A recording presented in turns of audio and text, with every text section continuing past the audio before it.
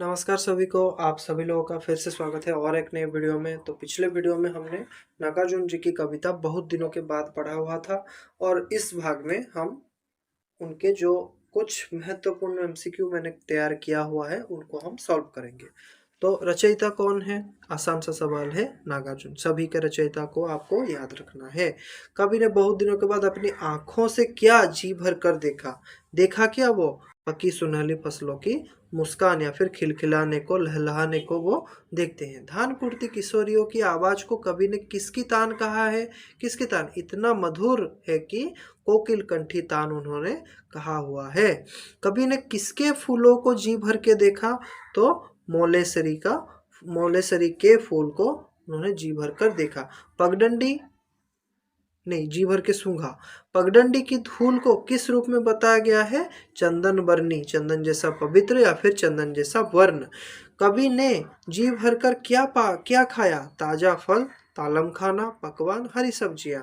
तो तालम खाना कवि ने जी भर के खाया। तो यहाँ पे देखिए दिया है, तालम खाना के साथ कवि ने और क्या चखा? आम का रस, गन्ना, दूध, शहद या फिर गन्ना या फिर गन्ने का रस भी हो सकता है आंसर में।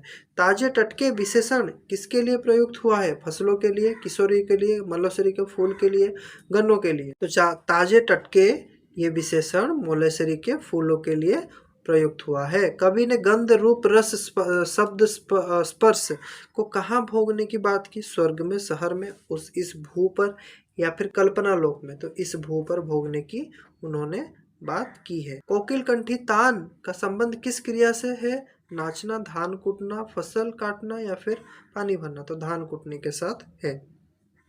पकी सुनहली विशेषण किसके लिए प्रयुक्त हुआ है? ये फसलों के लिए प्रयुक्त हुआ है। कवि ने बहुत दिनों के बाद क्या छू पाया? गवई पगडंडी की धूल, चंदन बनी धूल को वो छू पाते हैं। कविता में कितनी इंद्रियों की अनुभव को उल्लेख है? कविता में 5 इंद्रियां, 5 है और पांचों इंद्रियों को जो अनुभवों का उल्लेख है।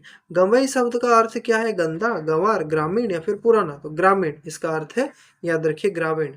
पगडंडी का अर्थ मैंने बताया हुआ है, चलने वाला रास्ता।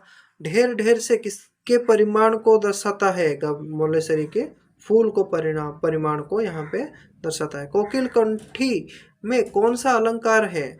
कोकिल रूपी कंठी है कि नहीं? कोकिल रूपी कंठी मतलब उपमा का अलंकार है यहाँ पे। आगे चलते हैं। कविता में किस भाव की प्रधानता है? दुख, तृप्ति, आत्मिक सुख या फिर क्रोध, वैराग्य? कहाँ पे है? तृप्ति और आत्मिक सुख का ही वर्णन कविता में है। पगडंडी की धूल को चंदनबरनी कहने का आशय क्या है? धूल मंगी है, सुगंधित है, मिट्टी के प्रति श्रद्धा है या फिर धूल पीली है?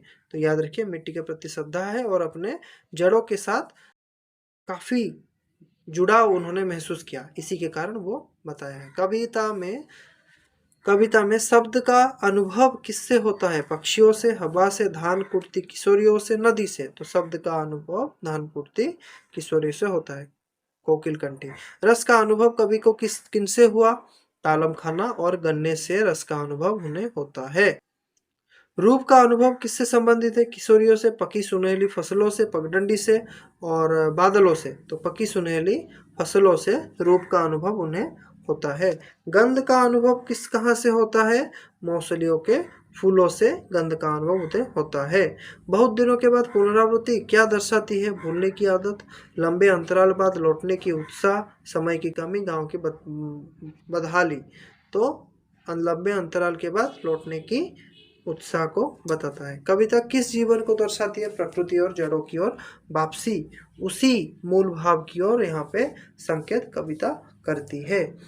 और कवि के लिए स्वर्ग क्या है? मृत्यु के बाद का लोक, आधुनिक शहर, गांव की भूमि जहाँ पांचों इंद्रियों का सुख मिले या फिर एकांत गुफा? तो गांव की भूमि जहाँ पांचों इंद्रियों का सुख मिले। तो ये था कुछ एमसीक्यू प्रश्न। मैंने घुमा फिरा के काफ़ी प्रश्न यहाँ पे दिए हुए हैं लगभग, और उम्मीद करता हूँ सभी लोगों को आपको अच्छा लगा होगा और समझ में भी आया होगा। और कोई भी अगर दिक्कत हो तो कमेंट सेक्शन में ज़रूर बताएं। रहता हूँ इतने में। धन्यवाद सभी को, मिलते हैं अगले वीडियो में।